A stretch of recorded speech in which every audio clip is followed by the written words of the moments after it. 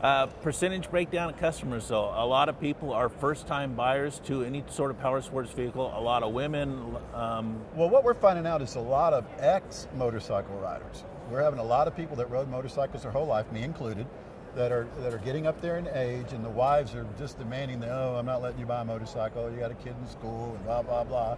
But this is an alternative.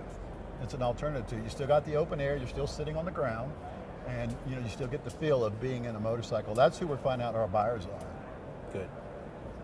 And then for the dealers, there's a great awareness campaign going on, but there's a substantial dealer margin. There are great opportunities to be a Vanderhall dealer. Absolutely, and here's the cool part, and I've been in this industry a long time, and being on the wholesale side now, we've got a demo program that's second to none, because we all know what sells vehicles is demo rides. Yep. You and I both know that. People come in. So for our dealer network, what we do is we require them to have 3 or 4 of our units in stock at all times and keep a demo unit.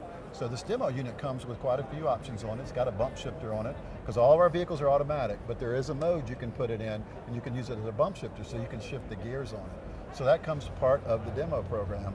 So what you do is you keep that, you put seats in it, butts in the seats, and you let them ride, and when it gets 500 miles, if they sell it, there's some very big incentives that come from us to the dealer, and the margins are incredible, and that's something these dealers got to realize and figure out, because that's what we're pushing, is the demo sales, and like I said, the margins are very surprising to the dealers that understand it. Butts in the seats are good for the customer, and it's dollars in the wallet for the dealer. Absolutely, it's a win-win for all of us, and that's what we're awesome. at. And my biggest thing is coming from retail to wholesale, where most, that's kind of opposite, because all I did was fight OEMs for years.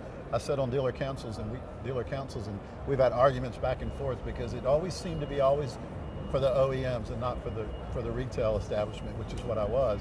So now I'm very retail friendly. I listen to what they have to say. The model changes that we've made from last year to this year is because we've listened to the consumer.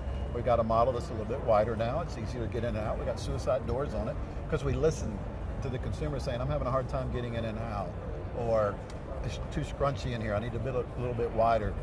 So we make changes, because we're listening to the consumer and listening to the retail establishments, because we want them happy and want them profitable, because if they are, then like I said, it's a win for everybody. One last thing, sure. The EV version of it, is that qualified for tax credits? We're working on that. We're working on it now. I think we've had discussions about that. We're looking at it. We're trying to get some help in the legislation about it. It's going to be a big hit. It's very quiet, because we rode one around here yesterday, and they're like, how's that thing working? Y'all pushing it? We're like, no, we're driving it. And it's got about a 200-mile range. So, we're hoping that we see some incentives. I come from a background where electric vehicles, I was a part of a street legal electric vehicle where one of the cities that was out there offered a $4,000 incentive, and then the federal government offered a $4,000 incentive. So it was $8,000 on a $9,000 vehicle. That's not a bad deal at all. That's a no-brainer there. Jeff, thank you very much. Yeah, no, thank you.